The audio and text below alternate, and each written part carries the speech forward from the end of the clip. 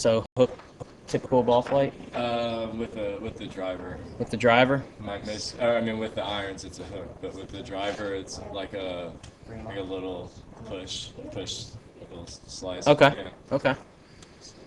I mean, you can see your left hand here and kind of the angle that your V set. That's the line that the V's going on, kind of towards your right shoulder. I would weaken that up just a smidgen. Try to get it more neutral right around that area where it's kind of running up towards your right ear.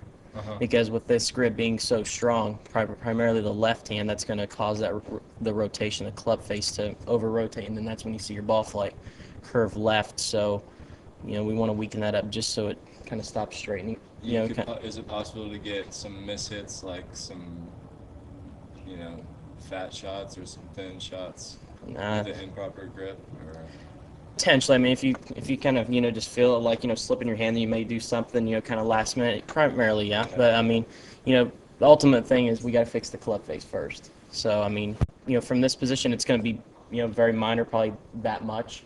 So it's just taking your hand from being so much on top and just turning it a little bit more to the left. Okay. Okay. Let's see what you got going. Oops.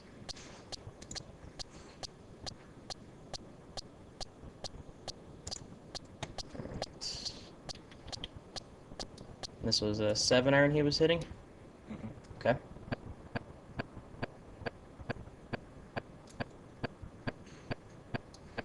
Okay. This thing freezes up. All right. Ball position's a little bit back in your stance. You see that relative to your stance? It's in the back quadrant of your stance. Compare him to Tiger. Oh, you'll love this. You ready for He this? looks like Tiger a little bit, you know? It's no big deal. I'm just putting you up against Tiger.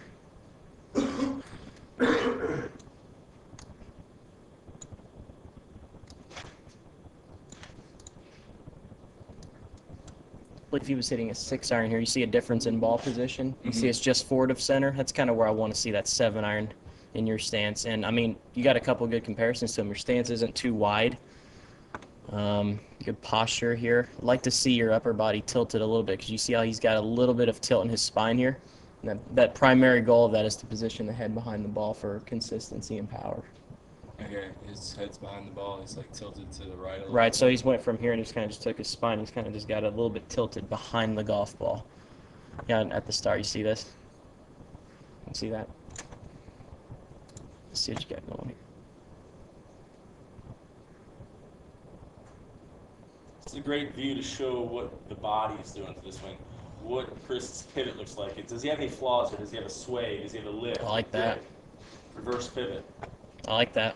Very quiet lower body, good coiling motion. Left arm's nice and straight. Really good backswing, not a lot of moving parts. I like that. I mean, you see Tiger's pretty much the same way on his backswing. See that? Good weight shift. And you see primary person of that tilt. Look at your head now. You see where it is in relationship to that ball. If it's getting out in front of it, you're probably going to push a few here or there. Okay. We're all working on deals, right? We all have deals. You can see his head just because that tilt, look where it stays. I don't know, geez. Alright, this fly's killing me. You can see his shaft pre-impact is leaning forward, meaning that club head's going to travel down. You can see how yours is kind of leaning back a little bit. When you time that right, what you're doing is you're actually adding loft to that 7-iron. Because what happens is in golf we need to hit down on the ball, and in order to do that, right at this position we want the shaft leaning forward so the club head moves down through the turf so we can press the ball. And when it's leaning back like this, we run the risk of hitting it a little bit thin or adding loft to that 7-iron. So if we were able to sustain a downward angle of approach in the ball, you see, we'll hit it right down and through it. So probably do a little impact work from, I'd say, right here to right there. That's a good swing, though. I'll do this. Good balanced finish. I like that.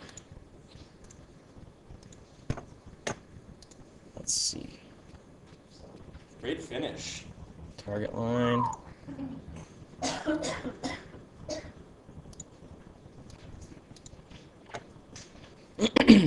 Oh, I know who I want to put him up against. Bads. Aaron Badley. Pretty good player. Yeah, he's okay. He's not bad. He's no Nate, but he's pretty good. I know, seriously.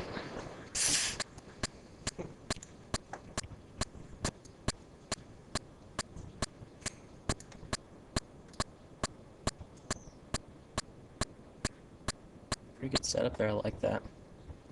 I do want to get that back a little straighter though, so we're gonna have to push the hips back, or you're gonna poke your rear end out to straighten that back up a little bit. Because if it's rounded like this, it's gonna be hard to sustain consistent posture through your swing. Been told that I need to get my butt out a little bit. So, What other sports have you played growing up? baseball. You know, a lot of times from the biomechanical feedback we get from our athletes, after you kind of grow up and get a real job, and the hamstrings just tighten. You're sitting at a desk all day, you might be in an office in a car, and the tighter those hamstrings get, the more rounded your back will become, you know. So then our 55, 65, 75-year-old guys that came in here, that they may have been great athletes in the past, now their back's real rounded, and it becomes very difficult to make a full turn. For every 1 degree you're rounded, you're losing 2 degrees of turn. So we have to work hard, one, on probably stretching your hamstrings out, knowing what your flexibility looks like, and then two, that might help to get that back a little straighter. Mm-hmm. Right you are.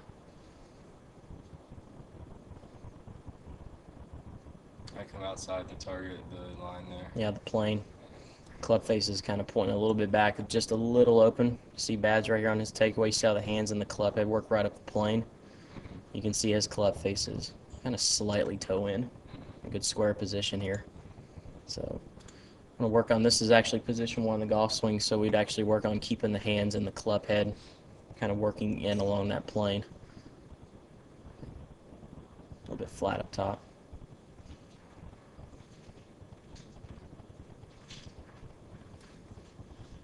Nice. There's some definite good things going on there. Oh, definitely. A lot of good things going on. But, you know, just like all of us, there's probably a couple where we can make you a little bit better. I like that downswing. Like how you work it a little bit from the inside, get it back on plane. I like that. Wish my swing looked that good in the downswing.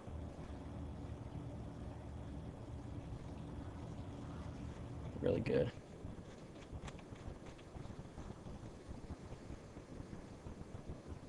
Play them a couple times in unison before you let them go. Let's just put them, like, kind of sync them up and let them play through a few times. Mm-hmm. Software's pretty slick when you're looking at it on your laptop or something. You really get a chance to see what's going on. And he'll also include some clips. Nice. Video there too. I like that.